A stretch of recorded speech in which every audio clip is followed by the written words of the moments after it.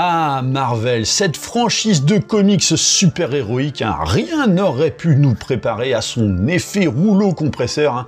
Cette franchise qui a offert un début cinématographique en grande pompe dans les années 2000, avec des pointures qui notamment ont voulu prouver que des bandes dessinées avaient tout pour livrer un spectacle sur grand écran totalement épique. Alors on n'oubliera évidemment jamais les Spider-Man de Sam Raimi, ou encore les X-Men de celui dont on ne veut plus prononcer le nom désormais, ou encore le tout premier Iron Man, jusqu'au jour où un monsieur, lui là, donc un certain Kevin, comme quoi rien que le prénom annonçait déjà la couleur, a eu la brillante idée de proposer une grande licence qui entrecroiserait les intrigues dans tous les sens et en faire un des produits de consommation audiovisuelle parmi les plus lucratifs. Mais de par l'overdose, à raison de 2 à 3 films et 2 séries par an, en sachant qu'il faut tout voir pour tout suivre, et c'est sans compter bien sûr les bonus imprimés sur les paquets de céréales ou les cartes collector de chez Leclerc, si vous espérez pouvoir tout comprendre, il y a également le fait de ne pas avoir su rebondir après Avengers Endgame et surtout d'être sous la houlette de Disney. Donc Disney, le studio de l'anti-créativité actuelle. Marvel est donc devenu plus un business plan qu'autre chose, symbole moderne d'un fiasco de franchise ultra bénéfique qui n'a pas su rebondir comme il fallait ou juste peut-être n'a pas su s'arrêter au bon moment. Je pense effectivement que ça aurait été tout aussi bien. Et alors je vous voyais venir.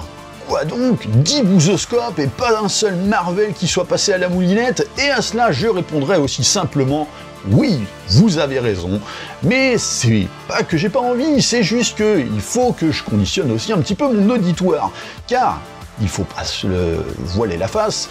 Toucher à Marvel, parfois, c'est invoquer les foudres sur soi-même, et il faut bien vous dire que j'ai bien l'intention de corriger le tir, mais parfois aussi en m'attelant à des épisodes pourtant beaucoup appréciés du public. Donc oui, on va commencer doucement, et ça tombe bien parce que 2019 semble tout indiquer, année d'un film qui devait déjà symboliser un début de tournant pour la franchise, et pas des moindres puisque l'affichage du logo Marvel en ouverture du film sera bien différente, à l'image de Stan Lee, donc vous savez ce vieux monsieur qui squattait tous les films pour des apparitions inutiles, donc oui, un logo en l'honneur de cet homme suite à son décès, cet homme qui se considérait un petit peu comme le créateur de tout ce merdier super-héroïque.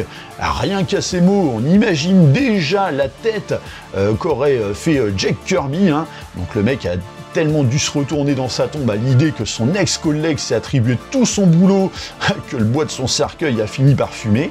Mais surtout un générique pour un film pas comme les autres, puisqu'il ouvrira la boîte de Pandore de chez Disney, où il est temps de commencer à tirer au fur et à mesure un trait sur les héros musclés d'antan que l'on chérissait, pour commencer à les remplacer sur plusieurs années par des candidats répondant à un agenda politique et idéologique, et probablement un petit peu plus recherché dans la déconstruction. Alors si tu me crois pas, c'est que t'as pas vu les derniers Marvel, et d'un côté j'ai envie de te dire, c'est que t'es quand même assez chanceux.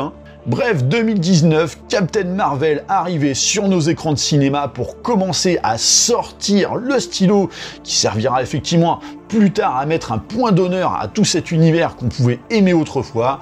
Alors, vous êtes prêts à vous faire spoiler? C'est parti!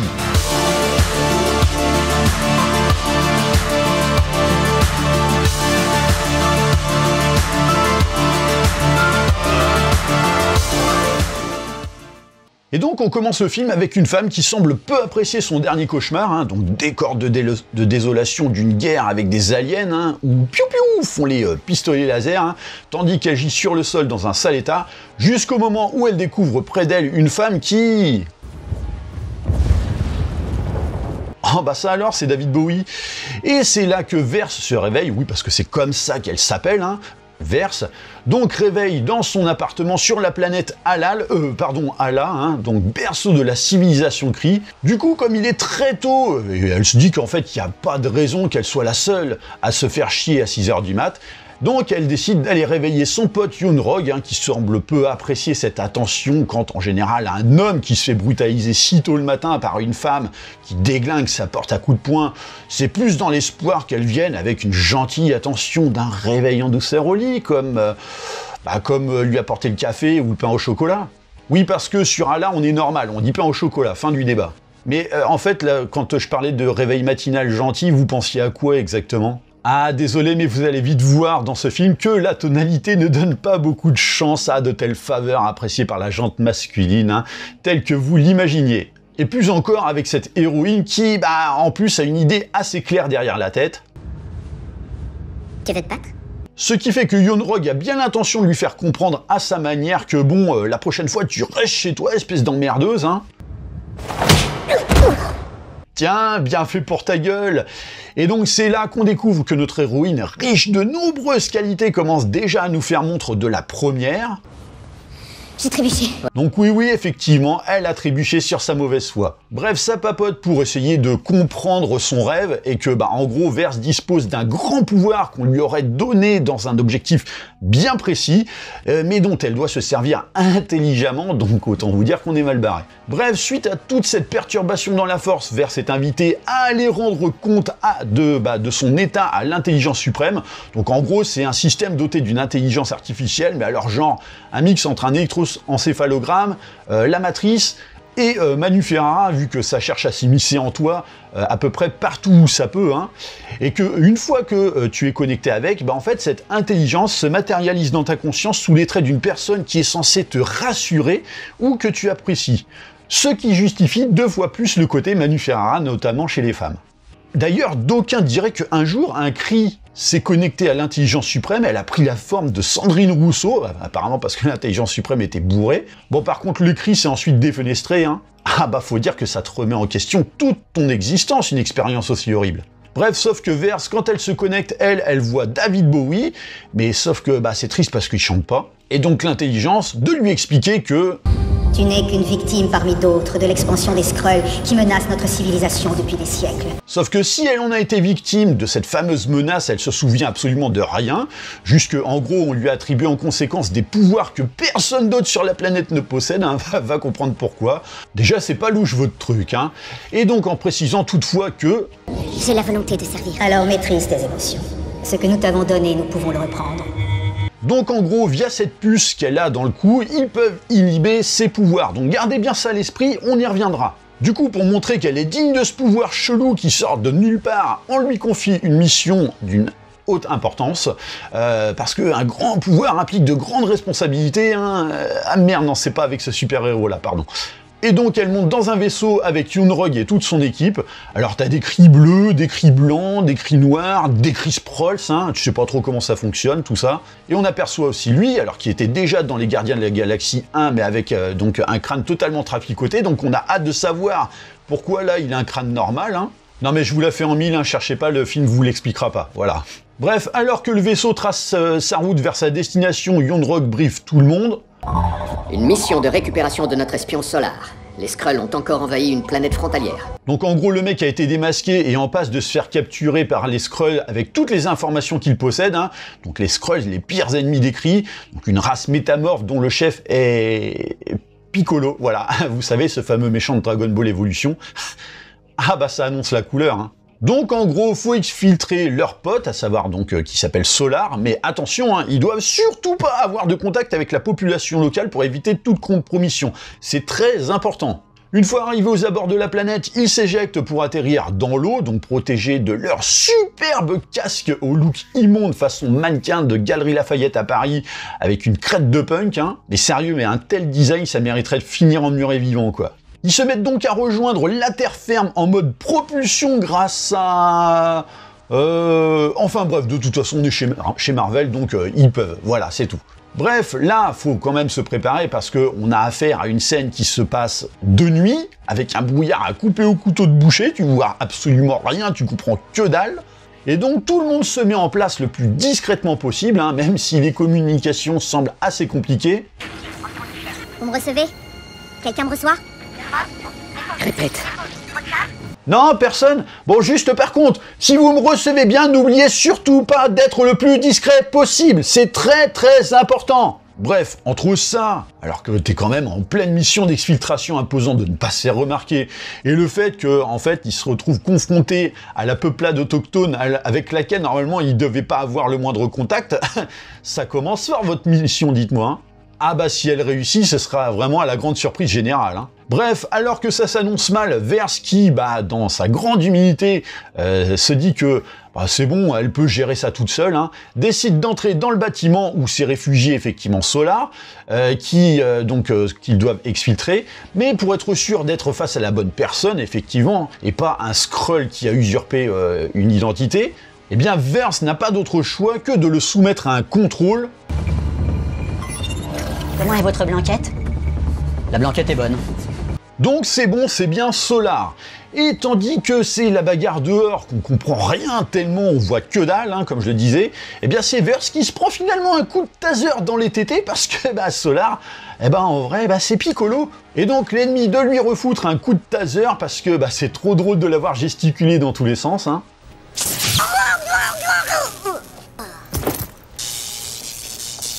Elle est donc capturée et emmenée dans le vaisseau ennemi. Alors comment ils ont fait, étant donné qu'ils se prenaient quand même une méchante dérouillée?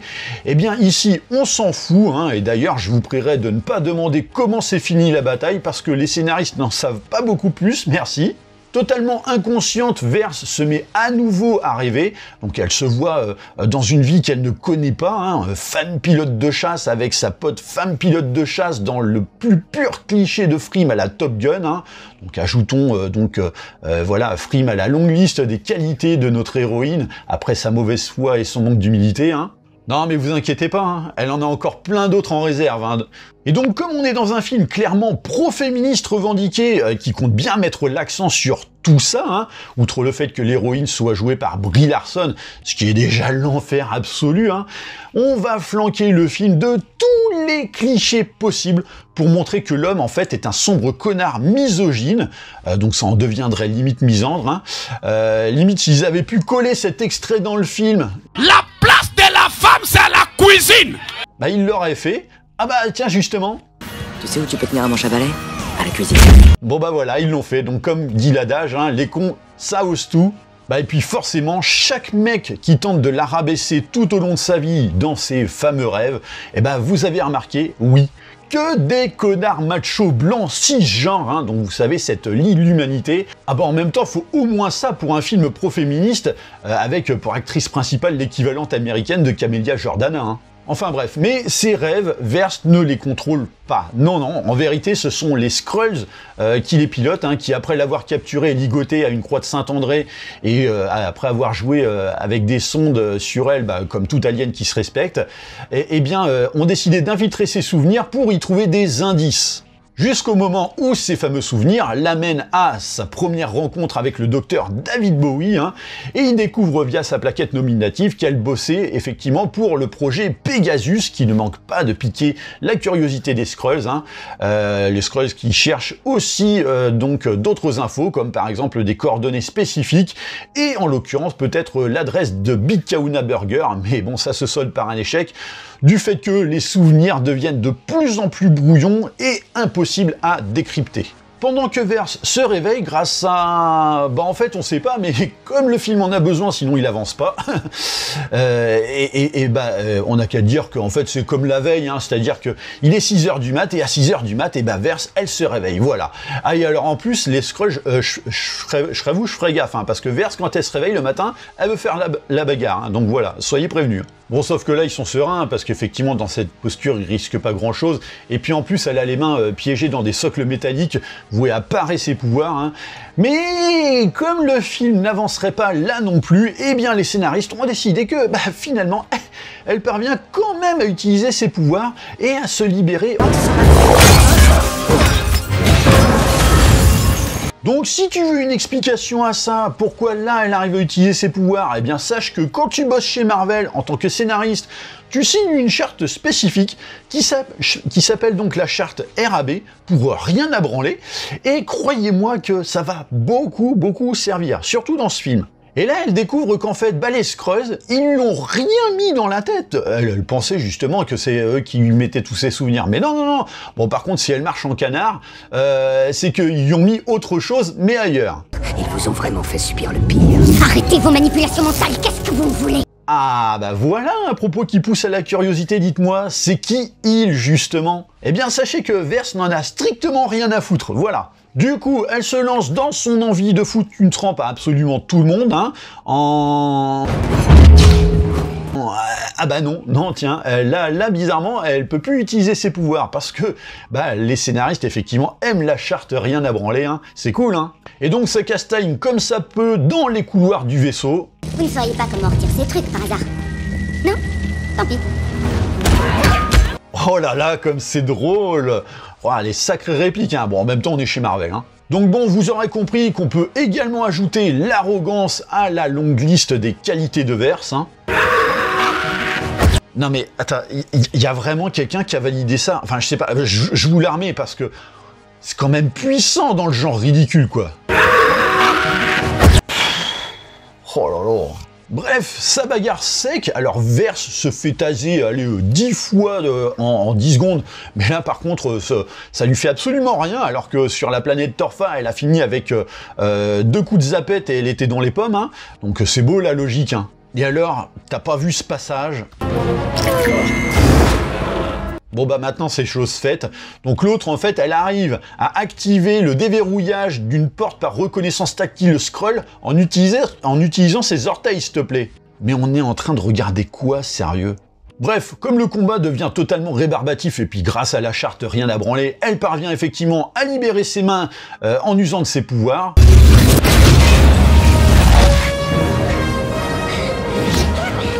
Pour ensuite, bah oui, péter la coque du vaisseau comme une grosse gourde, hein.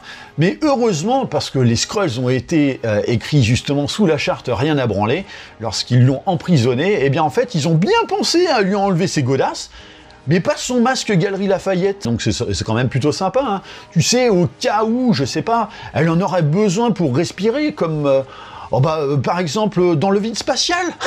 Ah, c'est quand même bien fait le hasard, hein. Bon, par contre, oui, le vide spatial, donc moins 200 degrés, les pieds à l'air, hein, elle devrait logiquement les récupérer en glace pilée avec une pelle, mais non, non, non, aucun problème, merci. Parvenant donc à rejoindre l'intérieur du vaisseau, elle n'envisage évidemment pas de partir sans ses godasses.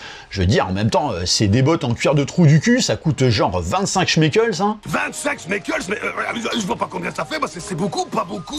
À partir de là, elle décide de piquer une capsule de sauvetage du vaisseau, dotée d'une technologie alien, je la rappelle qu'elle n'est pas censée connaître, mais ça va, hein. Étant donné qu'elle est atteinte du syndrome de Marissou ou alors du syndrome de Rey Skywalker, bah en fait elle sait piloter le truc, c'est trop chouette. Et la voilà qui prend la tangente pour se cracher sur la planète la plus proche, à savoir la planète Terre. Et pas n'importe où, à Los Angeles. Oui, parce que bon, si elle avait atterri au Kyrgyzstan, ça aurait été moins pratique pour l'intrigue, hein. Et puis, bah, effectivement, pas n'importe où, elle se crache dans un truc, alors qui risque pas de parler à beaucoup aux générations 2000 et postérieures, hein. Le temple du plaisir audiovisuel. Alors non, pas le quartier rouge d'Amsterdam, hein, même si je suis quand même d'accord avec vous, mais d'un vidéoclub. Donc oui, on est dans les années 90, donc histoire de vous situer temporellement le film, hein. Bref, mais alors là, bon genre, elle vient de se taper une chute de plusieurs centaines de mètres, mais ça va, hein, pas de quoi crier à la douleur, hein. Alors que la veille, quand elle a trébuché par terre dans son duel avec Yoon Rog, limite elle tirait la tronche parce qu'elle avait bobo. Non mais la cohérence dans tout ça, oh, mon Dieu quoi. Bref, comme elle sait pas trop où qu'elle est, hein, bah elle sort du magasin pour demander à Marcel Patulacci, donc l'agent de sécurité. Donc le mec, il a vu un truc se cracher sur le vidéoclub, il en sort une gonzesse en cosplay de l'espace, et alors que pourtant la boutique est fermée, mais non, non, non, t'inquiète, hein, je vois pas où est le problème, hein. Et donc il l'envoie vers la cabine téléphonique la plus proche, et donc quelques heures plus tard, alors il fait jour, la v'là qui s'amuse à bidouiller la cabine en la fusionnant avec une Game Boy et tout ce qu'elle a pu trouver, hein. Alors sûrement des trucs qu'elle a piqué à droite à gauche dans les magasins sous les yeux de Marcel Patulacci, qui a préféré rester dans sa voiture à attendre, hein, merci. Donc Verse, qui, grâce à la charte rien à branler, connaît parfaitement la technologie terrienne pour transformer une cabine téléphonique en communicateur hyperspatial CRI, hein, c'est super. Le tout dans le but, effectivement, de contacter Yoon Rog, et bah ça marche. Salut les têtes de nœud. Alors, on se touche l'œuf ou bien? Du coup, elle explique qu'en gros, les Skrulls veulent mettre la main sur le docteur David Bowie, qui serait donc à l'origine d'une technologie de moteur supraluminique, et que pour ce faire, effectivement, ils l'ont capturée. Mais malgré le fait qu'elle ait été capturée par une espèce qui aurait notamment pu prendre son identité, non, ça va. Young Rogue, il a une totale confiance en elle, donc pas de problème. Manque de bol, on est dans les années 90, donc forcément les communications à distance c'est super cher. Elle a plus d'unités sur sa carte téléphonique, et donc elle se retrouve comme une conne, tandis que Young Rogue décide qu'il est effectivement temps de la retrouver. Donc cap vers la Terre. Pendant ce temps, on a 4 Skrulls qui ont également atterri sur la planète, avec pour mission de retrouver Verse eux aussi. Donc vous avez bien vu, ils sont 4. Et au même moment, à la cabine téléphonique, donc des agents gouvernementaux se pointent, parce que Marcel Patulacci avait quand même fait l'effort d'appeler les forces de l'ordre, pour signaler la racaille. Donc à défaut d'interpeller une femme de 45 kilos, alors que le mec il en fait 90 pour assurer la sécurité, pour faire son taf. Il mérite bien son nom, lui. Bon, ceci étant, entre faire son taf et finir sa boîte de 28 donuts, je veux dire, il y a un choix à faire. Faut savoir connaître un petit peu ses priorités dans la vie. Et c'est là qu'on va faire la connaissance d'un jeune agent du SHIELD que nous connaissons tous, à savoir Nick Foireux. Mademoiselle, vous ne sauriez pas qui aurait explosé le plafond du vidéoclub par hasard? Du coup, elle le prend pour un con, parce que ça aussi, ça fait partie de ses qualités. Et comme on la soupçonne d'avoir potentiellement fait un trou dans la couche d'ozone avant de se cracher, en même temps, on est dans les années 90, c'est en plein dans l'air du temps à ce moment-là, on envisage de lui passer les menottes pour lui foutre des coups de bottin dans la tronche au poste, mais... Donc un Skrull qui, dans tout Los Angeles, a su retrouver sa cible comme ça, voilà, en mode ta gueule c'est magique, et donc tente de lui tirer dessus avec une arme qui a l'effet d'un bazooka laser. Alors ok, mais à la base, t'es pas censé la récupérer en vie en raison du fait qu'elle sait des choses dont vous avez besoin? Bref, ça n'a aucun sens. Donc elle prend évidemment en chasse le scélérat jusque dans un métro en regardant les gens comme un agent de la Gestapo, tu sais, avec un niveau de nonchalance qui donne presque envie de quitter la salle de cinéma. Ah non, pardon, pas presque. Donc elle retrouve le Skrull, malgré le fait qu'il a changé d'apparence physique à plusieurs reprises, alors cette fois sous l'identité d'une vieille dame à qui elle lui colle un bon gros bourre-pif dans sa gueule, exactement comme on fait en France, quoi. Ce qui fait que forcément les gens viennent tout naturellement en aide à la vieille dame, donc bon, pas comme en France là en revanche, même si le fait que elle sait se défendre comme un ninja acrobate, la vieille, ce qui ne semble évidemment pas surprendre grand monde. Bref, après une baston chiante comme la mort, au final, elle perd sa trace, ce qui ajoute donc l'incompétence à la liste déjà longue de ses qualités. Et pourtant, elle a des pouvoirs magiques, la meuf. Toutefois, elle repart pas brecouille, puisqu'elle a pris le soin de ramasser un objet que le Skrull avait accidentellement fait tomber de sa poche. Sauf qu'en parallèle, c'est Nick Foireux qui a décidé de suivre leurs traces et qui se fait contacter par son acolyte Phil Couillon, qui était resté sur place parce qu'en fait il voulait restituer sa VHS de la petite sirène qu'il avait louée la veille, mais sans que ses collègues le voient. Nick Foireux comprenant donc très vite que le mec à côté de lui, dans la voiture, c'est finalement juste un faussaire, donc un faussaire Skrull. J'ai fini les premières constatations et je me demande... Et la séquence finit en accident, le faux Phil Couillon meurt, reprend son apparence de Skrulls, voilà, merci, au revoir. Ce qui fait que, oui, il en reste plus que 3. De son côté, Verse décide d'analyser l'objet trouvé et découvre qu'il s'agit en fait d'une sorte de clé USB renfermant donc toutes les informations que l'ennemi a recueillies dans sa tête, ce qui est quand même bien pratique quand justement tu as besoin de pistes pour mener ton enquête et que en fait t'es un petit peu au point mort. Ah non mais vous imaginez, si le Skrull avait fait tomber son briquet ou même les clés de sa cabane de jardin, ça aurait servi à rien pour faire avancer le scénario. Mais là, nickel, pile l'objet dont elle a besoin. Ah, c'est quand même vachement bien fait. Elle identifie notamment parmi toutes ces informations une enseigne de bar, où elle se voit picoler et dégueuler dans les chiottes dans ses souvenirs. Donc le bar qui s'appelle le Pancho's. Donc vite, elle s'empresse d'aller dans un cybercafé. Alors ça, pareil, hein, les jeunes, hein, vous pouvez pas comprendre. Hein. Donc Vers qui savait effectivement ce qu'était un cybercafé et qui donc se met à utiliser Internet grâce à ses dons de Marissou. Hein, c'est fantastique. Hein. Oui, parce que ça la surprend absolument pas de connaître l'alphabet terrien de manière totalement innée. Hein. Et donc Vers qui trouve l'adresse du bar à 8. Et alors là, la meuf, alors tu sais, elle est pas censée connaître quoi que ce soit de la Terre à la base, mais même si effectivement elle rêve de cette planète, elle en comprend absolument tous les rouages. Hein. Et alors là, le comble, elle se met à trouver sa destination sur une carte routière. Alors bon, loin de moi d'entrer dans la misogynie crasse face à un film qui daube le féminisme jusqu'à l'overdose et jusqu'à en devenir carrément misandre, hein, mais une femme humaine qui sait lire une carte routière, ça n'existe pas. Ah oui, allez-y, le fan club de Sandrine Rousseau, flagellez-moi. Bon, là, vite fait, elle se fait accoster par un mec qui lui réclame juste un sourire, donc encore un connard misogyne, évidemment, hein. D'où tu accostes une femme avec sympathie, quoi. Et Vers de décider de piquer sa moto pour la peine, hein, parce que bah, grâce au pouvoir de Marissou et de la charte rien à branler, elle sait exactement comment ça se conduit, et en sachant que juste avant, elle avait piqué des fringues sur un mannequin d'exposition à l'extérieur d'un magasin, donc le truc, tu te demandes comment ça s'est passé quand elle s'est changée devant la devanture du magasin aux yeux de tout le monde, mais bref. Et la voilà partie pour le pan de choses. Pendant ce temps, Nick Foireux arrive à la salle d'autopsie du Shield et découvre avec étonnement, aux côtés de son supérieur, le corps de l'alien mort. Hein. De là, son chef lui ordonne de poursuivre sa recherche de la femme venue de l'espace, mais que, alors si les aliens peuvent dupliquer les gens, effectivement, il ne doit faire confiance à personne. Jusqu'au moment où nous découvrons que... Bon voyage dans l'autre monde, mon ami. Et oui, lui en fait, c'est Piccolo. Là, Vers arrive au bar Le Pan de Choses, où des souvenirs lui viennent en tête, hein, jusqu'au moment où elle est accueillie par un Nick Foireux qui, grâce à un trou dans le scénario, s'est téléporté jusqu'au comptoir, c'est magique. Ah bah j'ai pas d'autre explication, hein. Sauf que Vers, elle a pas confiance, elle sait pas qui elle a en face d'elle, et donc veut forcément une preuve que bah, Nick Foireux n'est pas un Skrull. Une analyse d'urine ou un prélèvement de salive? Non, l'ADN n'est pas une preuve. Non. Ah bon, c'est nouveau ça. Tu vas cracher le morceau et nous raconter toute ton histoire.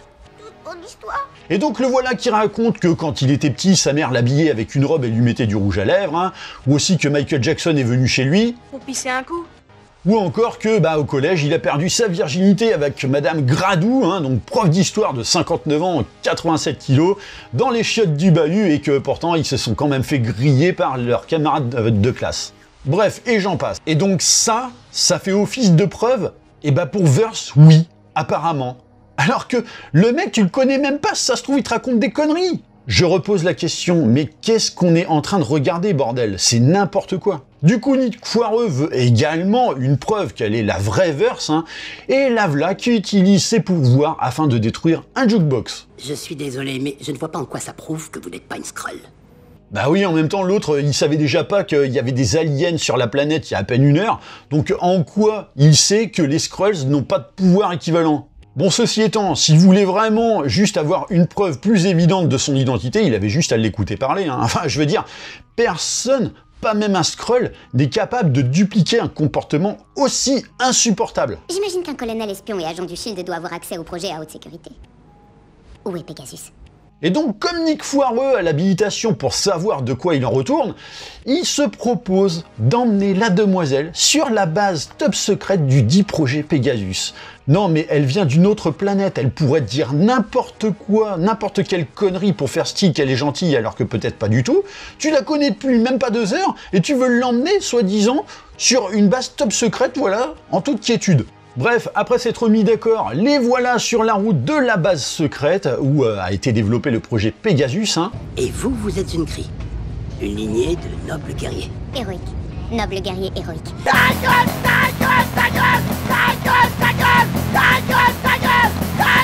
Ah non mais Vers, c'est typiquement le genre de meuf, elle verrait son reflet dans un miroir, elle essaierait de baiser avec le miroir, quoi. Une fois sur place, donc en gros une base construite dans une montagne avec un niveau de sécurité, t'as même pas idée, et bah pour y entrer, effectivement, il faut se soumettre au contrôle d'identité, ce à quoi Nick Foireux s'affaire gentiment, Mais pas Verse, hein, parce que en même temps, Verse, elle n'a pas d'identité légale sur cette planète. Donc bah oui, les scénaristes ont besoin qu'elle ne se fasse pas contrôler, donc invoque forcément la charte rien à branler. Hein. Bah oui, parce que sinon, il resterait sur le pas de la porte et le film n'avancerait pas. Donc c'est quand même génial. Bref, une fois dans l'ouvrage, ils sont accueillis par la sécurité qui veut les soumettre, encore une fois, à un contrôle d'identité, enfin pardon, soumettre uniquement Nick Foireux, hein, oui, parce que pour les mêmes raisons que précédemment, parce que sinon on les foutrait dehors et le film serait à nouveau bloqué. Donc non, elle est pas contrôlée. On cherche une femme qui s'appelle Lawson. Le docteur Wendy Lawson.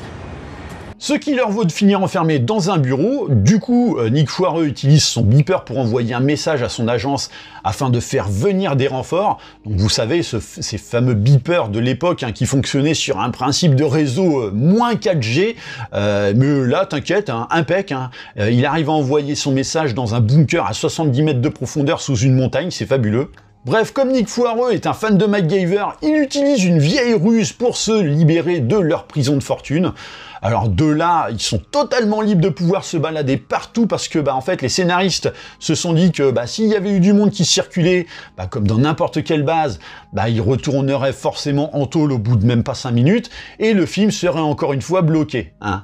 Donc non, la base s'est totalement vidée de tout personnel, probablement aspiré dans un trou noir du scénario, et puis alors là, les caméras de surveillance, alors ça n'existe absolument pas. Non, après tout, on n'est que sur un site ultra top secret. C'est sûr que la base n'aurait pas ce genre de problème d'intrusion si elle avait été équipée de ce genre de système.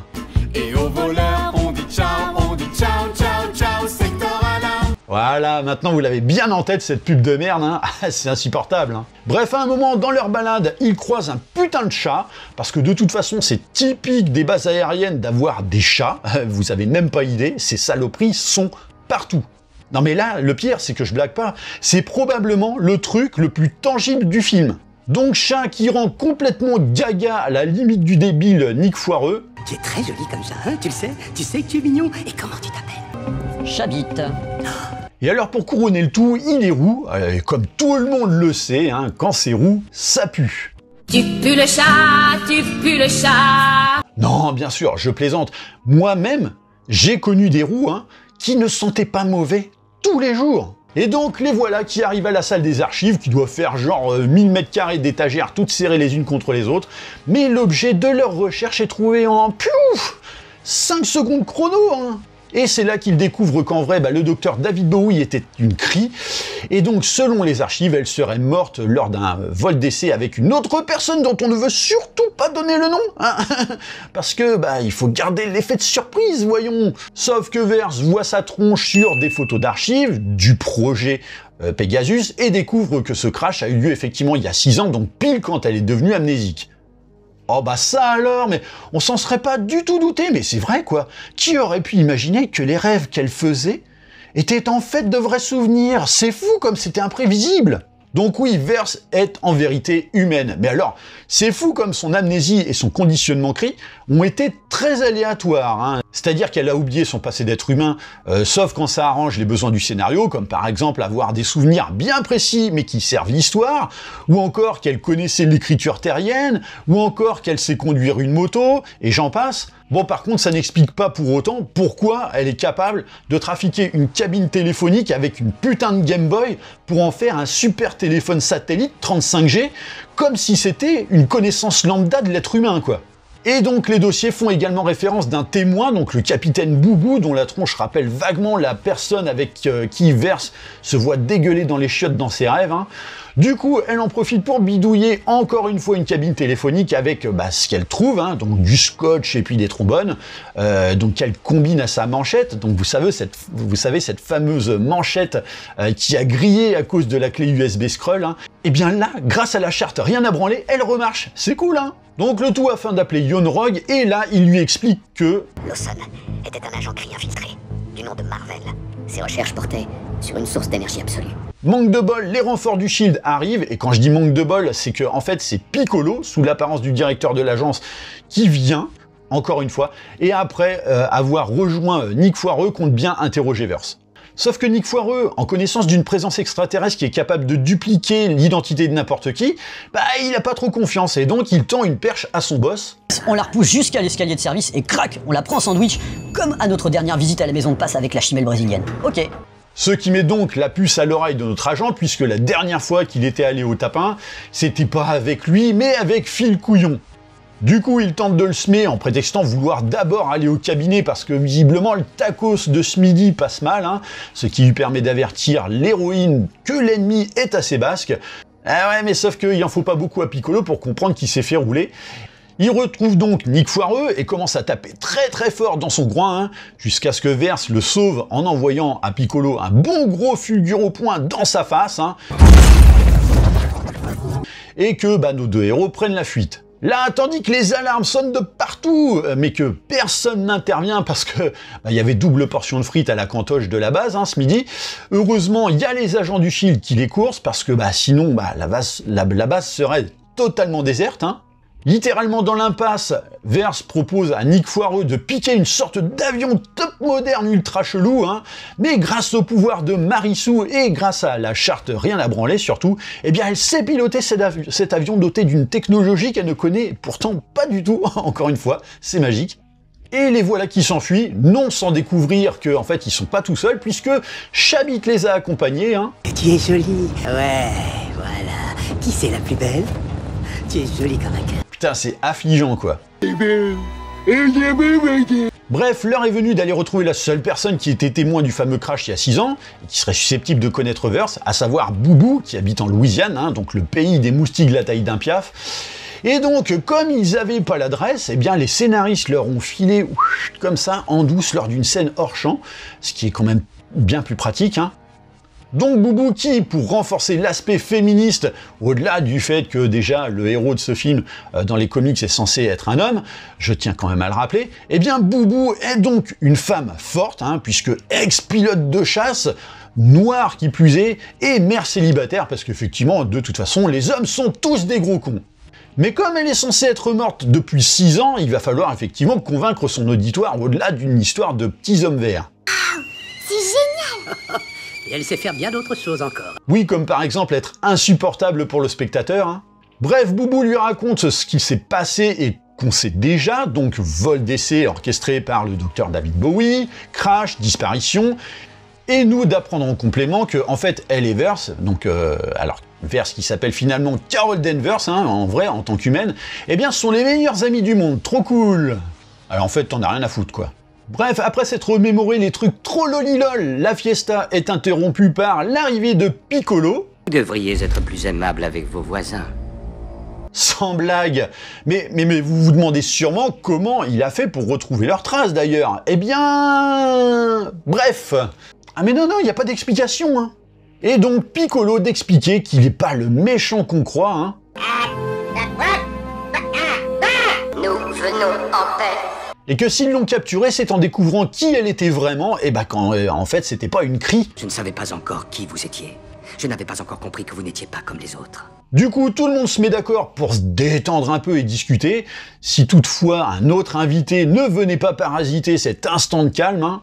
Ah mon Dieu! Enlevez-moi cette chose! Comment est-elle entrée? Donc voilà, visiblement Piccolo ne supporte pas non plus l'odeur des roues, hein. Non, en fait, c'est que Chabit ne serait finalement pas un chat, mais un flerken. Donc on attend de savoir ce qu'est un flerken, hein.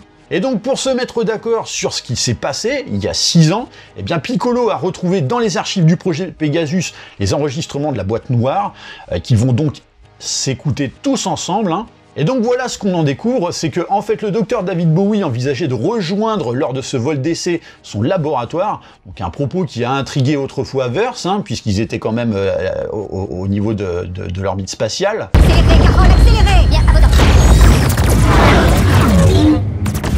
Et là, les souvenirs de l'héroïne commencent à revenir quand elle revoit les images du vol, où justement les deux femmes se sont faites attaquer par un bolide extraterrestre. Et donc, en l'occurrence, pour échapper à ce fameux ennemi, eh bien, Verse pilotait l'engin, mais en faisant des trucs de fou qui te font prendre 12 jets dans la face.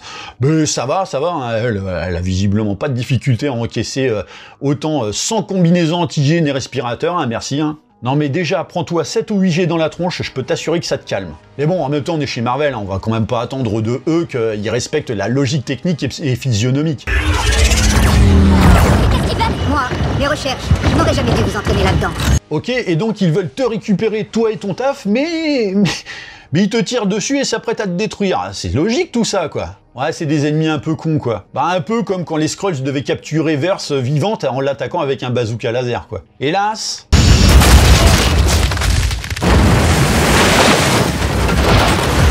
Et là, elle découvrit que David Bowie pissait finalement du sang bleu, mais bon, ça la choque pas visiblement, hein, donc pas plus que ça.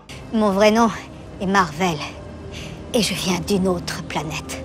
Donc l'itération dans le film de Captain Marvel, qui est donc un super-héros cri masculin dans les comics, hein, mais comme c'est un gentil à la base, et que bah on est dans un film féministe, et bah finalement on a décidé que ce serait une femme. Mais bon, pour pas trop brusquer, on a choisi une femme avec le faciès de David Bowie, hein, comme ça tout le monde est content, donc aussi bien les hommes que les femmes. Mais ça reste quand même un bon pied de nez fait aux fans, qui, notamment à l'époque, pensaient que Jude Law avait été casté dans le film pour l'interpréter. Bah non, Jude Law, c'est un homme blanc, donc bah forcément, il est méchant. Mais en gros, David Bowie expliquera par la suite à Verse que, en fait, elle s'est battue toute sa vie pour la mauvaise cause, et que bah aujourd'hui, il faut qu'elle détruise le moteur qu'elle a construit, afin qu'il ne tombe pas dans de mauvaises mains. Manque de bol, elle se fait déglinguer avant d'avoir pu le faire. Mais la différence des rêves que faisait Verse, en fait, les aliens qui s'approchent d'elle, ce ne sont pas les Skrulls, mais les Kree, et notamment Yunrog, qui envisage effectivement de récupérer l'énergie du moteur supraluminique, mais...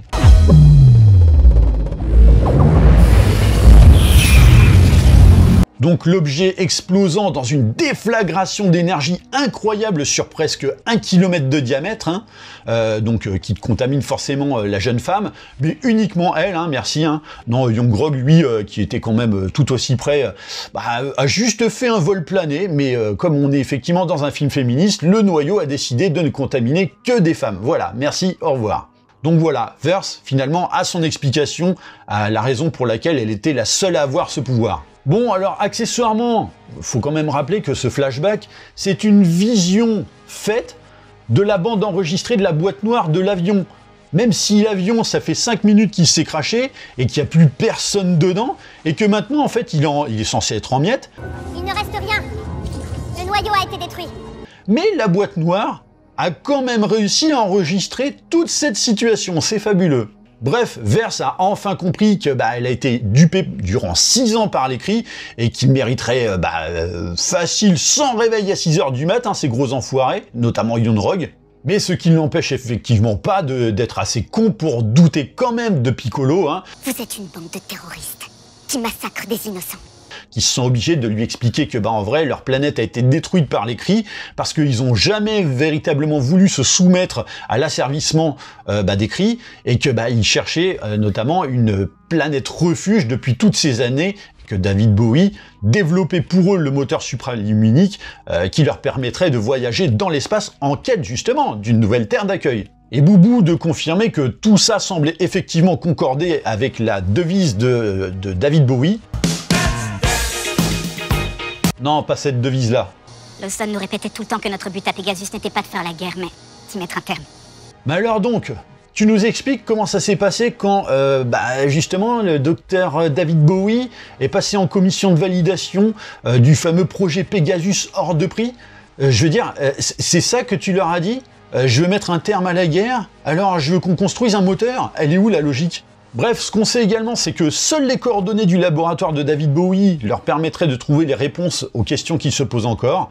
Encore faut-il que Verse s'en souvienne, mais grâce à la charte rien à branler, eh bien oui, elle s'en souvient. Et il s'avère que les coordonnées indiquent finalement que le laboratoire n'est pas sur Terre. On va dans l'espace? Avec quoi? Et alors, coup de bol, Piccolo était pas venu seul, hein, mais avec son pote Jean-Michel Dassault, qui, en tant que Skrull, est un expert en technologie aéronautique humaine. C'est super, hein. Donc c'est parti pour bidouiller l'avion volé, pour qu'il soit finalement apte à voyager dans l'espace. Donc un coup de disqueuse, un spoiler à l'arrière et quelques autocollants, et ça devrait suffire. Pourquoi faire plus? Enfin, je veux dire, après tout, je vois pas pourquoi, même quand, par exemple, tu voles à bord d'un U2, t'es obligé de mettre une combinaison à la limite de l'astronaute pour pouvoir voler à 60 000 pieds, alors que finalement c'est aussi simple que d'être scénariste chez Marvel pour pouvoir valider qu'un avion vole dans l'espace. Bref, avant de partir en mission, Vers aimerait bien que Boubou soit sa copilote, hein, ce qui finalement ne l'enchante pas plus que ça, mais... Je pense que tu devrais réfléchir à l'exemple que tu donnes à ta fille. Ça vous paraît absurde? Et pourtant, oui, une gosse de 11 ans vient bien de faire la leçon sur la responsabilité et les devoirs à sa propre mère. Alors Vers en profite aussi pour remettre sa combinaison Kree qu'elle avait planquée depuis tout ce temps dans... bah ouais, on n'a qu'à dire qu'elle avait planqué dans son cul au fond à droite, hein. Et donc elle se dit que... Je ne peux plus porter les couleurs des Kree maintenant. Donc elle demande à sa filleule de lui choisir de nouvelles couleurs, et alors c'est cool hein, parce que la gamine, elle pianote l'interface d'une manchette de combinaison alien, comme une gamine d'aujourd'hui qui navigue sur TikTok, alors que pourtant, je le rappelle, on est dans les années 90 quoi. D'ailleurs manchette qui, comme je le rappelle, hein, avait grillé, mais t'inquiète, effectivement, on est chez Marvel, donc ça fonctionne. Et voilà notre héroïne qui arbore fièrement sa nouvelle bannière, hein. Et donc le lendemain matin, Yon-Rogg arrive sur place grâce à la balise de Vers. Bon, sauf que là, une authentification s'impose pour être sûr de qui il a en face de lui. Tu m'as apporté quoi comme viennoiserie le matin de notre dernière mission? Une chocolatine? Mais jamais on dit chocolatine, bordel. Mais la mauvaise réponse trahit effectivement la véritable identité du Skrull, hein, puisque oui, c'est Jean-Michel Dassault qui avait pris les traits de l'héroïne. Hein. Jean-Michel Dassault qui mourra d'un coup de piou-piou dans le buffet. Merci, au revoir. Et alors, vous vous rappelez tout de même qu'ils étaient 4 Skrulls à atterrir sur Terre, hein? Eh bien voilà, sachez que l'un d'eux a totalement disparu de l'histoire parce que les scénaristes ne savent pas compter jusqu'à 4. Du coup, ce méchant Yon-Rogg, eh ben, il contacte Ronan l'accusateur, hein, ce qui risque de pas être très amusant. Mais en vrai, nos héros, ils ont déjà pris la fuite à bord de leur vaisseau de fortune, cap sur le laboratoire de David Bowie, donc laboratoire qui ne semble pas présent, mais grâce à la technologie de la manchette de Vers, hein, donc la fameuse manchette cassée, mais pas cassée du tout, puisque effectivement elle fonctionne selon la charte rien à branler, eh bien le laboratoire spatial apparaît comme par enchantement.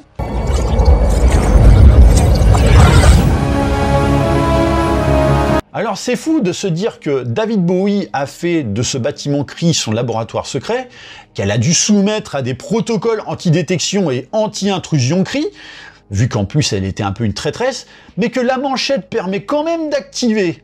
Enfin bref.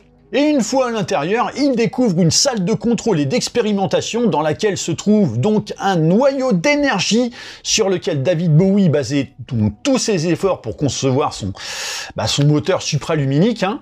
Et donc noyau qu'on connaît étrangement bien, puisque... Dans ses notes, elle l'appelait le Tesseract. Ah ben c'est fabuleux, tu t'en rappelles de ça? En gros, l'amnésie, effectivement, c'est selon les besoins du scénario. Alors moi, je sais pas, mais chez nous, on a tendance à dire « matériel inconnu, touche à ton cul ». Mais bon, pourquoi se soucier des risques de tripoter un objet recelant une énergie indéterminée qui pourrait peut-être te détruire rien qu'à son contact, hein? Donc bon, on va ajouter effectivement confiance en soi démesurée à la liste des qualités de la demoiselle, hein? Ah bah toutes ces qualités, tu y colles tout ça dans un profil mythique, je ne doute absolument pas que les hommes vont se jeter sur son profil, hein.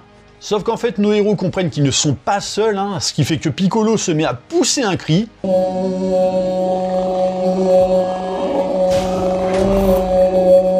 Donc en gros, le mec, il imite le cri du brachiosaure, quoi. Ah si, je vous assure, regardez.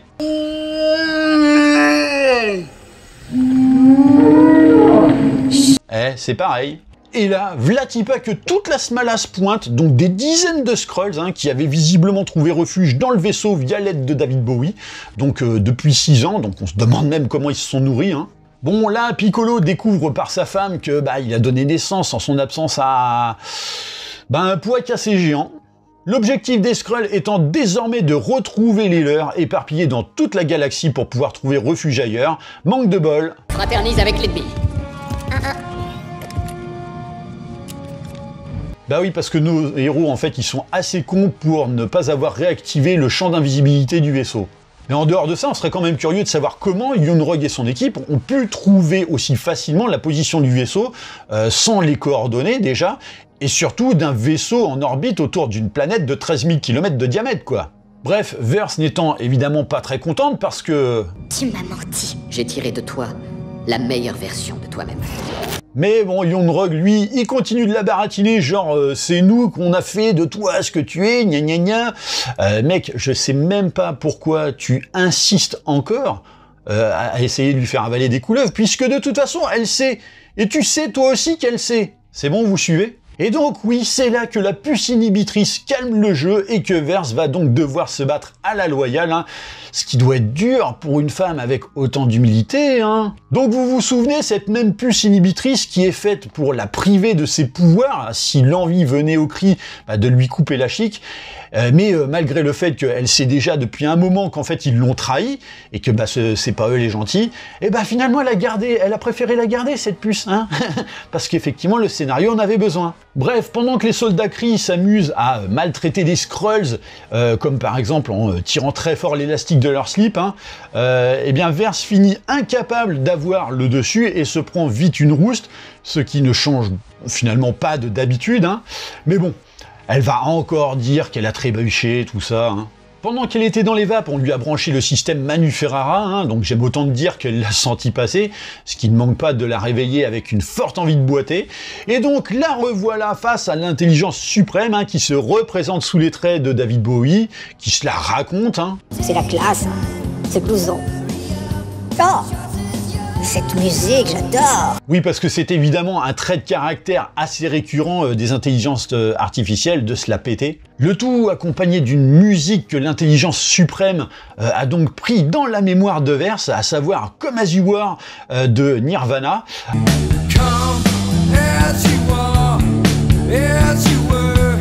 Non mais parce que bon, évidemment, ce film qui cherche à surfer sur la nostalgie des années 90, use d'une bande originale depuis le début, axée sur des tubes tendances de l'époque. C'est-à-dire que bon, par exemple, si l'histoire s'était passée dans les années 2000, on nous aurait collé du Nickelback. Hein. Vous imaginez l'horreur que ça aurait été?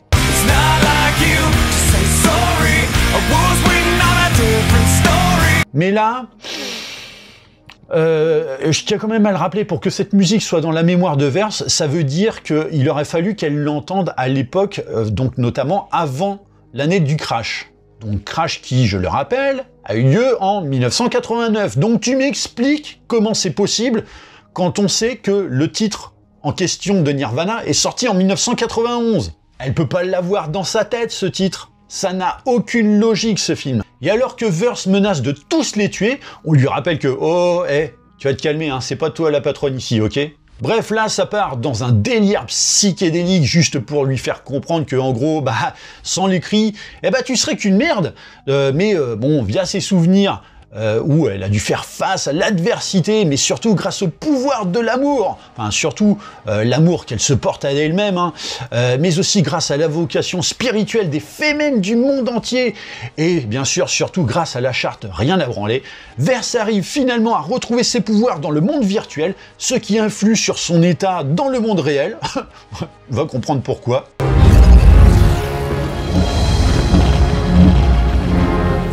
Et plus encore étant donné que la puce est activée, je le rappelle, et donc la voilà qui fait front à l'intelligence suprême, et peut donc utiliser ses pouvoirs absolument partout, hein.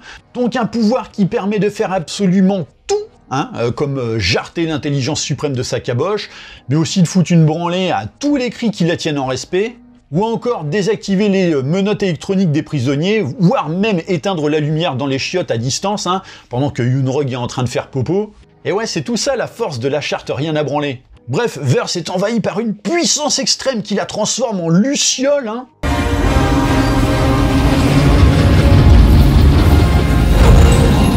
Bon, ce qui fait qu'elle va forcément prendre un de ses melons maintenant, ce qui est un peu le Graal en termes de qualité pour sa fiche caractérielle, hein.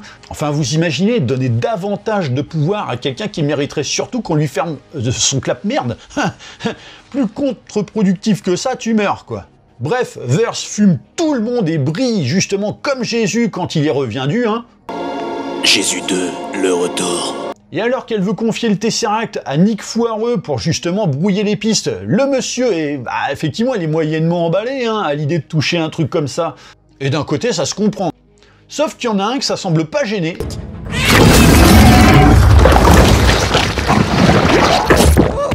Oui, voilà, donc Chabit a la bouche en cul de poulpe, Donc là, tout de suite, ça calme tout le monde, hein, et surtout, ça ne fait que confirmer que de toute façon, oui, les chats ont toujours été des créatures maléfiques. Et tandis que Verse donne rendez-vous à toute l'équipe de Yoon-Rog dans la salle de contrôle pour leur foutre une raclée dans 70 mètres carrés, waouh, quel spectacle!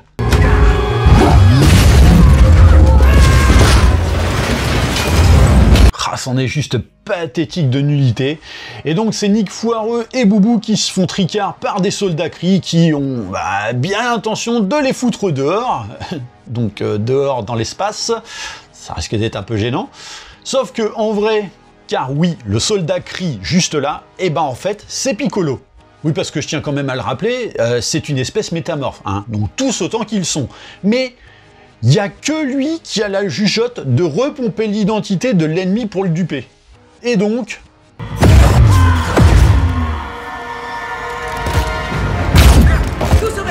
ce qui va permettre aux Skrulls de foutre le camp.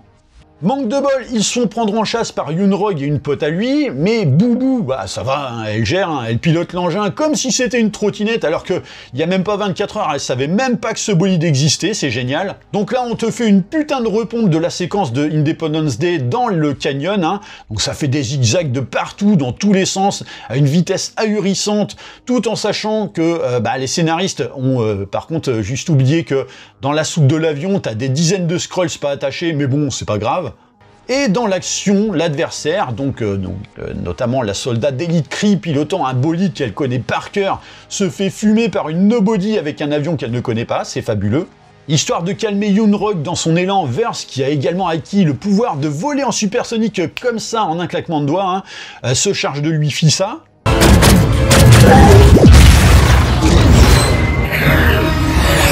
Manque de peau, Ronan l'accusateur se pointe avec son gros vaisseau de guerre pour leur glisser un bon gros missile dans le derche. Hein.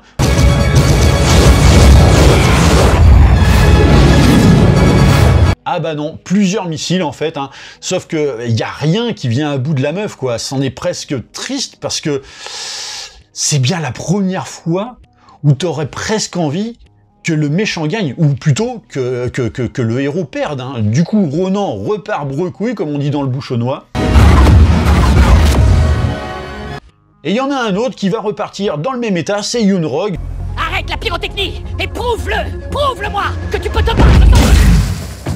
Même si Verse l'informe de prévenir tout le monde de son arrivée prochaine. Donc bon, hein, s'il pouvait préparer une fête avec beaucoup de punch, parce que maintenant, avec ses pouvoirs, elle tient 50 fois plus l'alcool, hein, tout en promettant en parallèle aux Skrulls de leur trouver une planète. Par contre, il y en a un qui en a visiblement plein le cul de voir Nick Foireux faire le gaga comme un neuneu, c'est Chabit, qui lui fait savoir direct... Ils sont dans ton estomac, tous ces vilains. Sale petite flirconne. Ce qui justifiera donc la perte de l'œil de Nick Foireux, donc le même Nick Foireux qui se voit donc confier la responsabilité du Tesseract. Hein. Alors, manque de bol, c'est Chabit qui l'a encore dans le bide, hein, donc vu qu'il veut pas le recracher ou le chier, hein. En même temps, j'aurais pas envie de le déjecter, que ce soit dans un sens ou dans l'autre. Hein. Un cube avec les coins, ça doit pas être facile. Hein. Donc oui, Nick Foireux va devoir garder un œil sur Chabit, hein, ce qui est pas compliqué puisque justement, il ne lui en reste plus qu'un d'œil. Pendant ce temps, Verse lui fournit un communicateur, mais attention, hein, à n'utiliser qu'en cas d'absolue nécessité, pendant justement son absence. Ce qui est quand même fabuleux parce que bon, ça entre en totale contradiction avec tous les films Avengers précédents, c'est-à-dire que ce soit le 1, le 2 ou même Avengers Infinity War, tu te dis, mais je sais pas, c'est quand même une menace à grande échelle, peut-être même une des plus grosses menaces que la Terre ait portée, et finalement Nick Foireux, à aucun moment il l'aurait appelé durant toutes ces années, quoi. Ça n'a aucun sens. Alors ok, hein, c'est bien, c'est fabuleux de vouloir faire en sorte que tout soit interconnecté dans le MCU, mais alors, faites pas en sorte que ça soit tout aussi contradictoire. Mais bon, on n'est plus à ça près, hein, surtout quand on a la charte rien à branler avec soi. Hein. Et donc le film se termine avec Verse qui fout le camp vers d'autres contrées avec les Skrulls, de manière justement à leur trouver une nouvelle planète. Ce qui d'un côté est pas plus mal parce que l'humanité ne saurait survivre à une personne aussi insupportable sur le long terme. et fin. Enfin non, puisque c'est à ce moment-là qu'on découvre donc un Nick Foireux qui est un petit peu envieux de lancer un projet de grande ampleur de protection de la Terre en cas de menace venue d'ailleurs, hein, qui consiste donc, comme vous le savez, à recruter des héros, mais des héros qu'on saura apprécier cette fois, les Avengers. Et fin. Enfin non, puisque effectivement on est chez Marvel, donc ça implique scène post-générique, hein, jusqu'à ce que effectivement on découvre là que Chabit recrache le cube, juste histoire de concorder au moins un petit peu avec le reste du MCU. Hein. D'ailleurs, on ne saura jamais comment David Bowie a su que le Tesseract était sur Terre et où précisément, parce que bon, il était quand même bien planqué. Hein. Mais bon, si on commence à pointer du doigt les invraisemblances du MCU d'un film à l'autre, on n'a pas fini. Donc voilà, premier volet du bousoscope au profit de Marvel, avec ici le début de la descente aux enfers à travers ce film qui insiste bien sur le fait que les mecs baraqués comme des Apollons pour faire pour foutre sur le beignet de méchants hyper forts, et tout ça c'est fini, la virilité doit cesser de ce pas, ok ? Même si le spectateur phare reste masculin. Et alors la suite, bien évidemment, on la connaît, hein, un MCU qui a dégringolé et un Captain Marvel qui a d'ailleurs eu droit à une suite, ayant fait l'objet du plus gros flop de la franchise, parce que tu comprends, elles ont voulu faire encore plus féministe et estimer que les hommes sont encore plus des cons, mais sauf que ces connards de spectateurs masculins, ils n'ont pas voulu le voir, quoi. C'est quand même un comble. Mais tout ceci est une autre histoire. Bon, on aura évidemment l'occasion de poursuivre notre exploration du MCU. Voilà, j'en ai fini avec cette vidéo du bousoscope. N'hésitez pas à me dire dans les petits commentaires ce que vous pensez de cette pépite super-héroïque. Hein. Bien sûr, pensez à liker, partager la vidéo, pensez à vous abonner à la chaîne de manière à vous tenir informé des prochains contenus, quelle que soit la catégorie. Et moi, je vous dis à très bientôt pour un nouvel épisode du bousoscope. Allez, bye!